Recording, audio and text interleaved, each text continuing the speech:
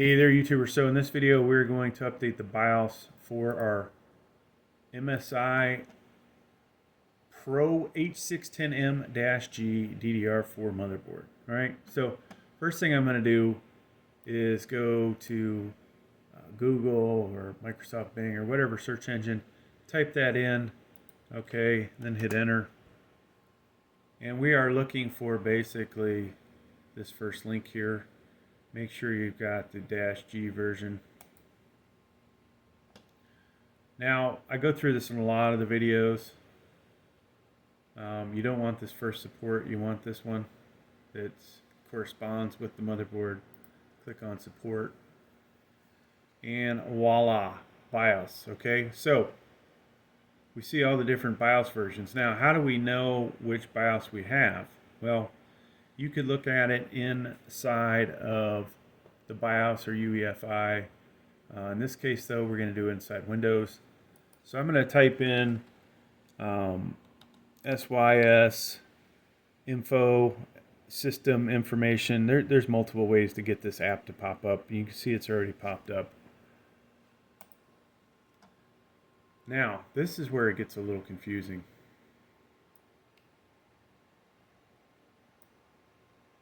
This is where the line is that shows what the BIOS is, okay? Do you see anything that corresponds to that? No, you do not. But what I will tell you is this is version 1.0. Really, looks like 1.00, right? But if we look at this number,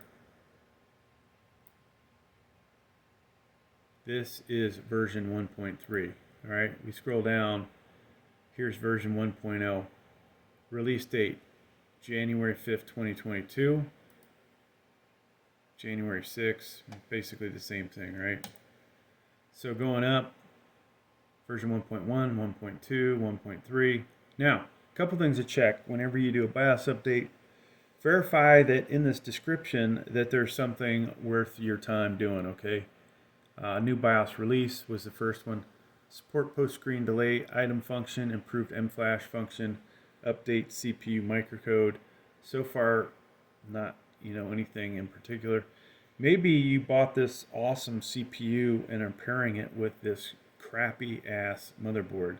That would be crazy, right? This thing's like what, $600, $800, and you're going to pair it with a $90 motherboard. Probably not likely. So most of you will not need this. Change the default setting of secure boot. Whether you need that or not, it's another story. So realistically, at this point, most of us do not need to update the BIOS. But I'm going to update the BIOS because that's one of the things we do on this channel. Eventually, you may look at this a year from now, and it may say, hey, compatibility required for 13th gen. Maybe you're buying a 13th gen CPU. You've got a 12th gen and you want to upgrade to 13th, you'll probably want to do a BIOS update. Maybe there's some hardware that is not working correctly and you need that BIOS update, and it specifically says in here that you need this BIOS update for a certain type of RAM to work.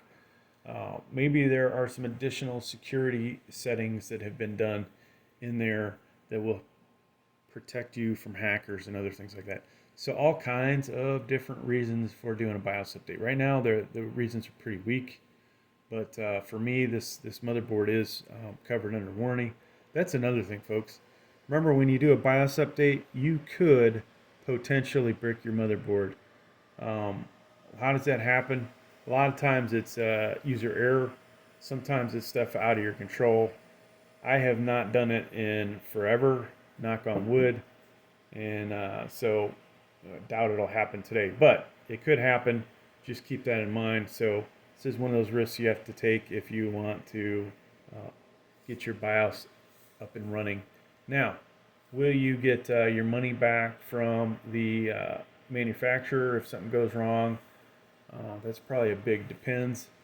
If you bought this through Newegg or Amazon and you do it in the first 30 days, I'm sure you'll easily be able to return it if you have a problem. All right. So things we want to check. You can see, well, you can't really see from the monitor. I am recording with a camera on the screen, but it is a beautiful day outside. No threat of severe weather.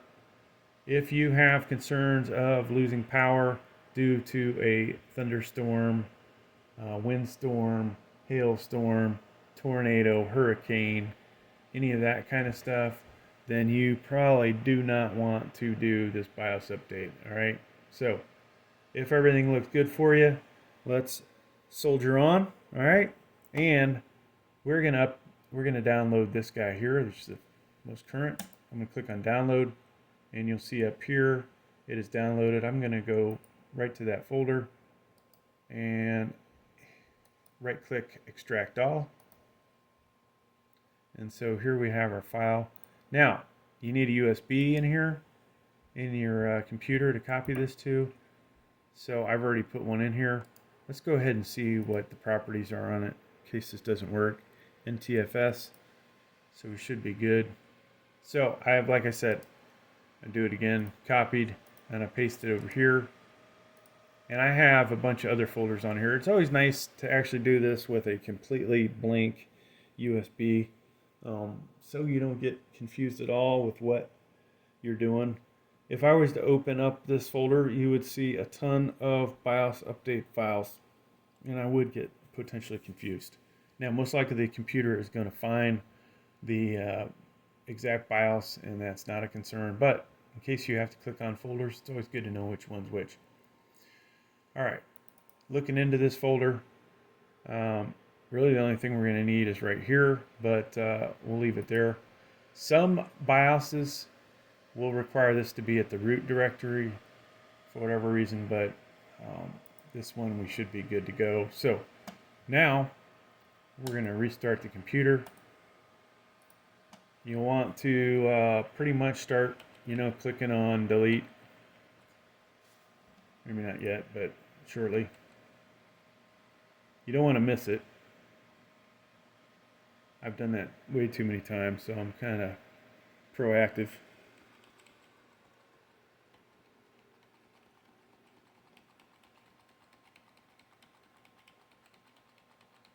And you just saw basically that pop up. So we're in here.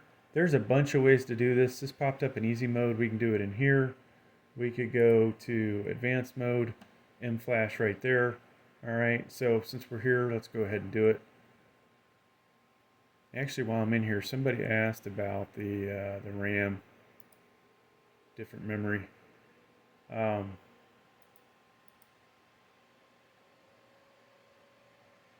We are in advanced. We're not in advanced. Now we're in advanced. So things, folks, that might happen to you, okay?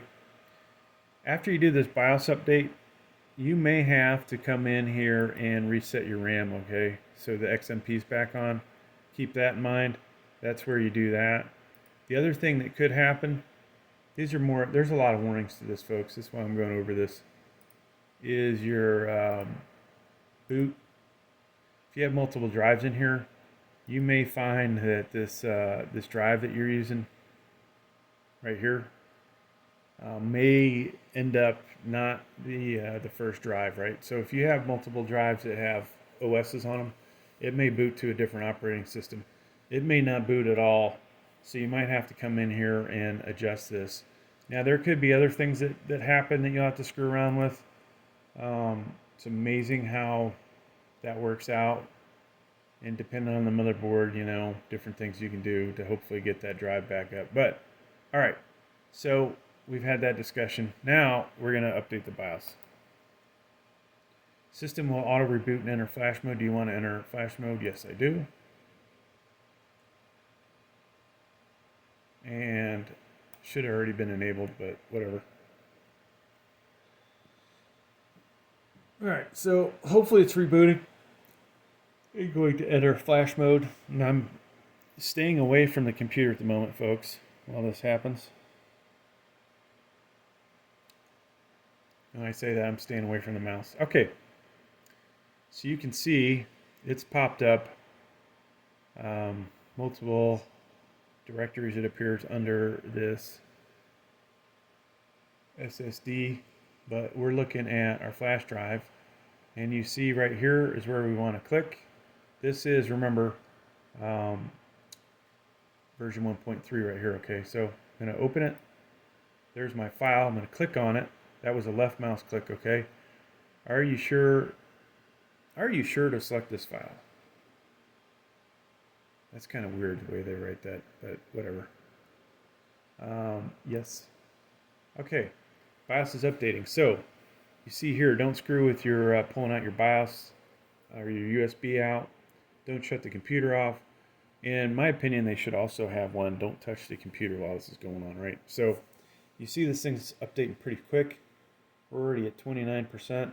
Some of these BIOS take quite a bit longer, and you'll hear me just making up shit to get through to 100%. But in this case, we are halfway there, folks.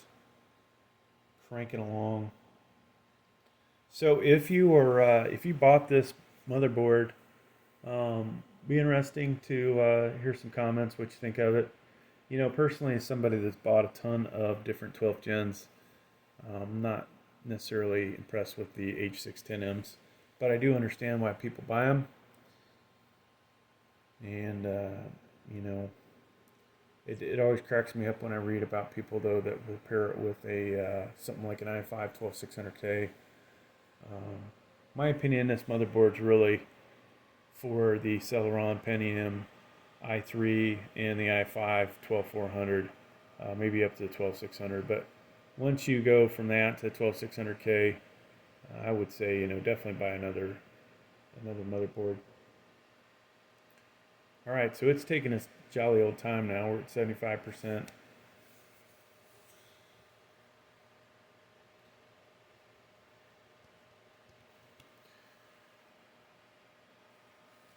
And I used to use capture cards to do these kind of videos, but I've lost 6 capture cards, just overuse, I guess. We're just quality issues with them, but we're back to the cell phone on the screen. And it looks like I found a better way to record. When you have light behind you, it doesn't pop out as good, but this seems to be working, hopefully. Alright, so it is rebooting. Still, do not touch your computer, right? And fingers crossed, that it comes back up.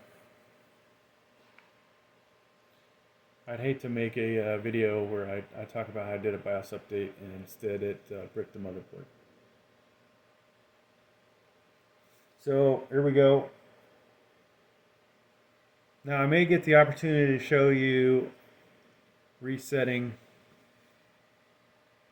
We're back in Windows. So let's do our sysinfo.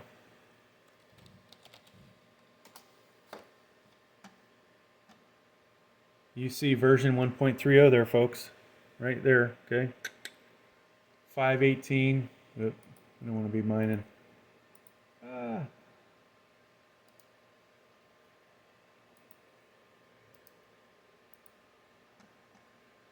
right.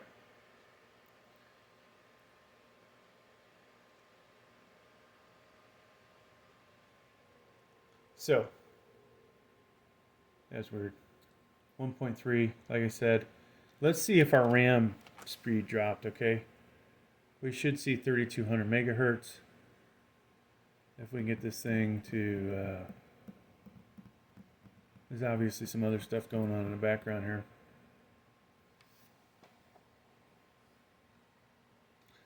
So I'm going to pause a moment. Alright, took a little while, but I finally got this thing to come up. Memory is at 2133 megahertz. So we need to turn XMP back on. So let's go ahead and reboot. I showed you how to do it earlier in the video, but I need to do this anyway, so let's go ahead and do it.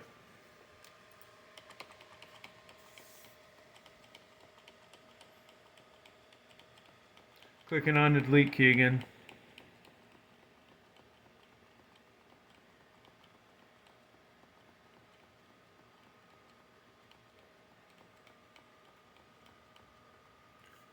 And voila, we're back in here. All right, so memory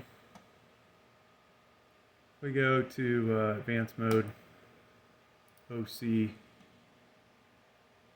and down here, see it was disabled, enable it. Then we're going to exit up here, top right.